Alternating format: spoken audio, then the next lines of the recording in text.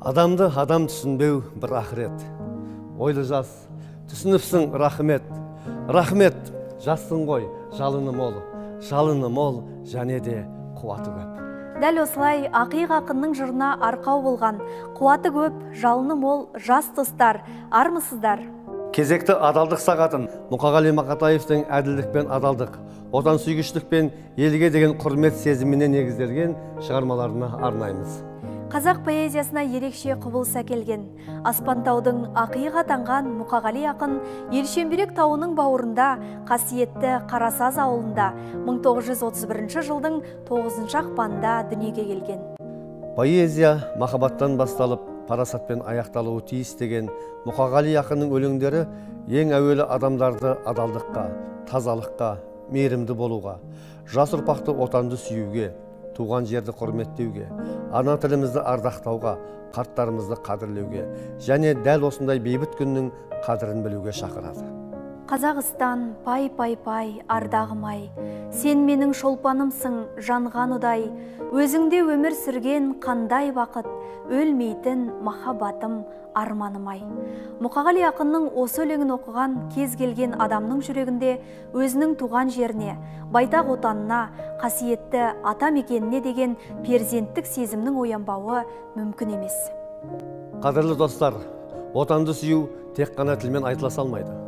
Отанын сүйген адамның бойынан мына қасиеттер кездессе ғана, ол өз елінің патриоты бола алады. Адалдық, мейірімділік, кішіпейілділік, әділеттілік, жауапкершілік және осы қасиеттерді ұстап тұратын ар, намыс, ұят, жігер, иман болуы керек. Дәл осы қасиеттер бүгінгі жастардың бойынан табылса, тәуелсіздігіміз тұғырлы, еркіндігіміз ғұмырлы, болашағымыз жарқын, келешегіміз кемел болмақ.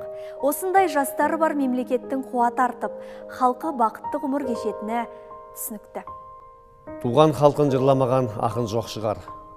Ал Мұқағали ағамыздың халқына деген перзенттік махаббаты мына өлеңінде керемет суреттелген. Ең бірінші бақытым халқым менің. Соған берем ойымның алтын кенін. Ол бар болса мен бармын, қор болмаймын. Қымбатырақ алтыннан нарқым менің. Әрине, ақынның өлеңі қай дәуір, қандай кезең болмасын, дәл сол уақыттың тамырын дөп басатындығымен құнды. Мұқағали ақынның осы бір өлеңіндегі оймақтай ойы президентіміздің мына сөзімен ұштасып тұрғандай.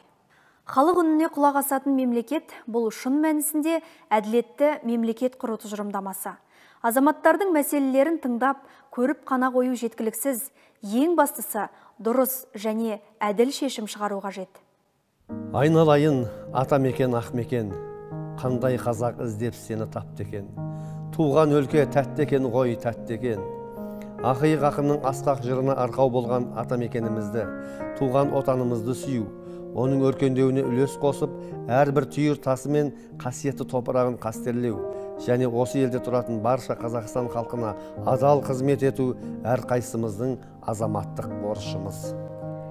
Ендеше осы бейбіт күннің қадірін біліп, кешегі бабаларымыз аңсап, біздің бақытымызға бұйырған тәуелсіздігімізді көзіміздің қарашығындай сақтап, болашаққа тапсыру жолында адалдықпен, парасаттылықпен, әділдікпен, сенімділікпен елге қызмет ету әрбір азаматтың бағытынан жаңылдырмас темірқазығына айналуы тиіс.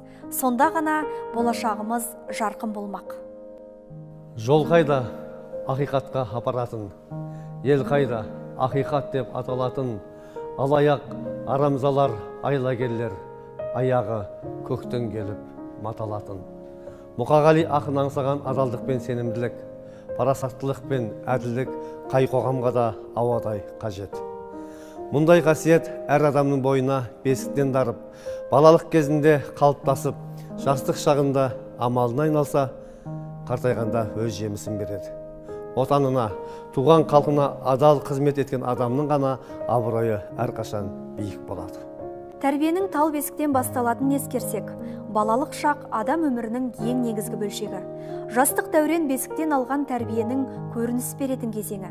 дәл осы кезде адалдықтың дәнін егіп, әдептілікпен суғарып, жауапкершілікпен күтім жасағанда ғана ел ағасы жасына жеткенде айналасындағы жұрт сөзіне сенетін, жастар соңынан еретін көшбасшы атаналады.